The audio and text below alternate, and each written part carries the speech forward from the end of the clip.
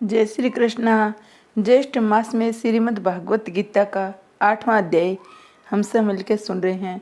जय श्री कृष्ण भगवान ने की जय। इस प्रकार भगवान के वचनों को न समझकर अर्जुन बोले, हे पुरुषोत्तम, जिसका आपने वर्णन किया वह ब्रह्मा क्या है, अध्यात्म क्या है, कर्म क्या है, अधिभु नाम से क्या कहा है, अधिदेव नाम से क्या कहा जाता है। हे मुदसन, यहाँ अधियज्ञ कौन है और वह किस शरीर में कैसे हैं। युक्त चित्त वाले पुरुषों द्वारा अंत समय में आप किस प्रकार जानने में आते हो। इस प्रकार अर्जुन के प्रश्न करने पर श्री कृष्ण भगवान बोले, हे अर्जुन, परम अक्षर अर्थात जिसका कभी नाश न हो, ऐसे सच्चिदानंद घन परमात्मा तो ब्रह्मा है। अपना स्वरूप अर्थात जीवात्मा अध्यात्म नाम से कहा जाता है तथा भूतों के भाव को उत्पन्न करने वाला शास्त्र वेद यज्ञ दान और होम आदि के निमित्त जो द्रव्यादि का सत्संग है वह कर्म नाम से कहा गया है। उत्पत्ति विनाश धर्म वाले सब पदार्थ अधिभूत है। हिन्याच पुरुष अधिदेव है। हे देहधारियों में श्रेष्ठ अर्जुन, इस शरीर में मैं वासुदेव विष्णु रूप में अध्यज्ञ हूँ, और जो पुरुष अंत काल में मेरे को स्मरण करता हुआ शरीर का त्याग कर जाता है वह मेरे साक्षात स्वरूप को प्राप्त होता है। इसमें कुछ भी संशय नहीं है, कारण कि हे कुंती पुत्र अर्जुन, यह मनुष्य अंत काल में जिस जिस विभाव को स्मरण करता हुआ शरीर को त्यागता है उसको ही प्राप्त होता है, परंतु सदा उसी भाव को चिंतन करता हुआ, क्योंकि सदा जिस भाव का चिंतन करता है अंत काल में भी प्राय उसी का स्मरण करता है। इसलिए हे अर्जुन, तू सब समय में निरंतर मेरा स्मरण कर और युद्ध भी कर। इस प्रकार मेरे में अर्पण किए हुए मन बुद्धि से युक्त हुआ निसंदेह मेरे को ही प्राप्त होगा। हे पार्थिव, नियम है कि परमेश्वर के ध्यान के अभ्यास रूप योग से युक्त अन्य तरफ न जानने वाले चीज से निरंतर चिंतन करता हुआ पुरुष परम प्रकाश रूप दिव्य पुरुष को अर्थात परमेश्वर को ही प्राप्त होता है।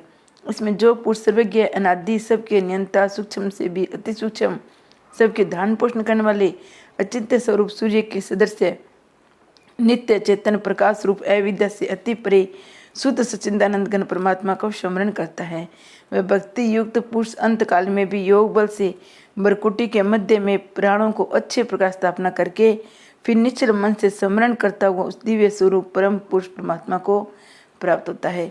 हे अर्जुन, वेद को जानने वाले विद्वान जिस सच्चिदानंद घन रूप परम पद को ओंकार नाम से कहते हैं और आसक्ति रहित यतनशील महात्मजन जिसमें प्रवेश करते हैं, जिस परम पद को जानने वाले ब्रह्मचर्य का आचरण करते हैं, उस परम पद को तेरे लिए संक्षेप में कहूँगा।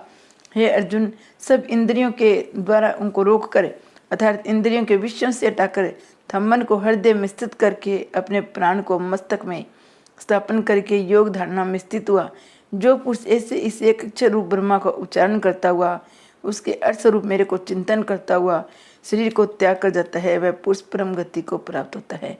हे अर्जुन, जो पुरुष मेरे में अनन्य चित्त से स्थित हुआ सदा ही निरंतर मेरे को स्मरण करता है, उस निरंतर मेरे में युक्त हुए योगी के लिए मैं सुलभ हूँ अर्थात सहज ही प्राप्त हो जाता है।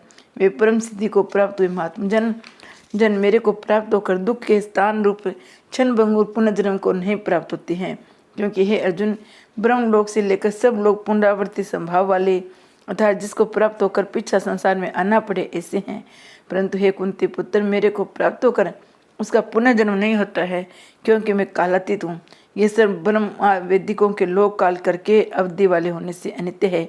हे अर्जुन, ब्रह्मा का जो एक दिन है उसको झारों चौकड़ी युक्त अविद्या वाला, रात्रि को भी झाड़ चौकड़ी युक्त अवधि वाली जो पुरुष तत्व से जानते हैं अर्थात काल करके अवधि वाला होने से ब्रह्म लोग भी अनित्य जानते हैं।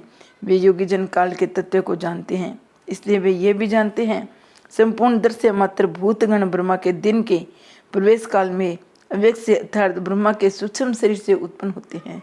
ब्रह्मा की रात्रि के प्रवेश काल में उस अव्यक्त नामक ब्रह्मा के सूक्ष्म शरीर में ही लय होते हैं। वह भी यही भू समुदाय उत्पन्न होकर प्रकृति के वश में हुआ रात्रि के प्रवेश काल में लय होता है, दिन के प्रवेश काल में फिर उत्पन्न होता है। हे अर्जुन, इस प्रकार ब्रह्मा के 100 वर्ष पूर्ण होने से अपने लोक से ब्रह्मा भी शांत हो जाते हैं, परंतु उस अव्यक्त में से अति परे दूसरा अर्थात विलक्षण भी सनातन अव्यक्त भाव है। यह सच्चिदानंद घन पूर्ण ब्रह्मा परमात्मा सब भूतों के नष्ट होने पर भी नहीं नष्ट होता है। जो वह अव्यक्त अक्षर ऐसे कहा जाता है, उसी अक्षर नामक अव्यक्त भाव को परमगति कहते हैं तथा जिस सनातन अव्यक्त भाव को प्राप्त होकर मनुष्य पीछे नहीं आती हैं वे मेरा परम धाम है। और हे पार्थ, जिस परमात्मा के अंतर्गत सर्वभूत है, जिस सच्चिदानंद घन परमात्मा से यह सब जगत परिपूर्ण है, वह सनातन अव्यक्त परम पुरुष अनन्य भक्ति से प्राप्त होने योग्य है।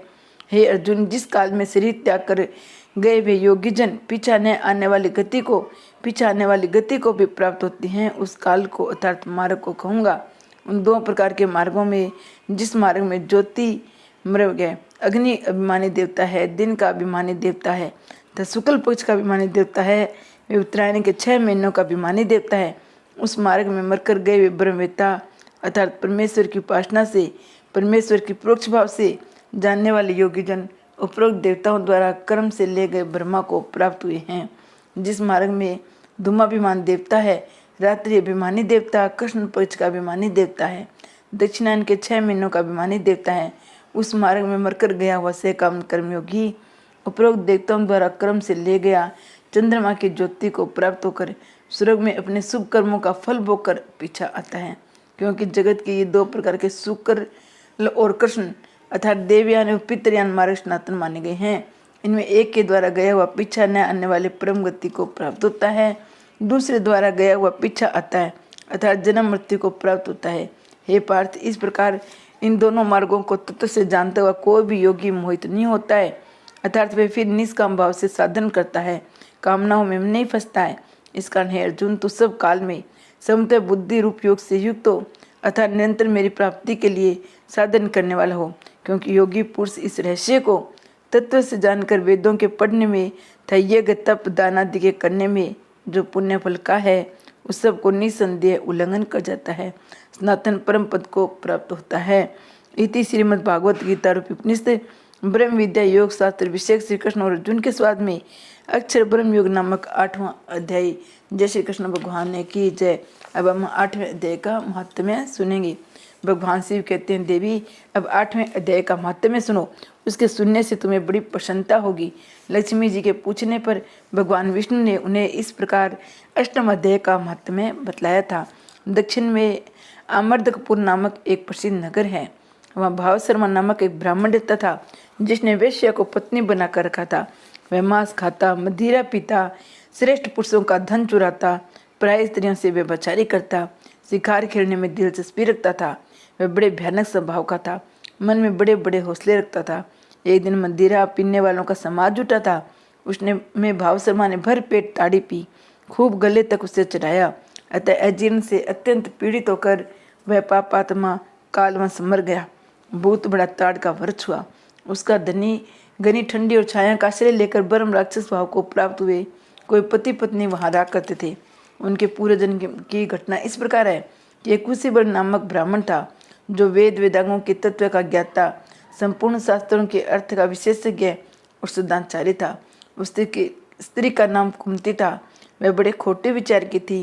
वह ब्राह्मण विद्वान होने पर भी अत्यंत लोभवश अपनी स्त्री के साथ प्रतिदिन भैंस, काल पुरुष और घोड़े आदि बड़े बड़े दानों को ग्रहण किया करता था, परंतु दूसरे ब्राह्मणों को दान में मिली हुई कौड़ी भी नहीं देता था।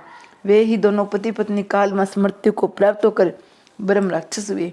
वे भूख और प्यास से पीड़ित हो इस पृथ्वी पर घूमते हुए उसी ताड़ वृक्ष के पास आए, उसके मूल भाग में विश्राम करने लगे।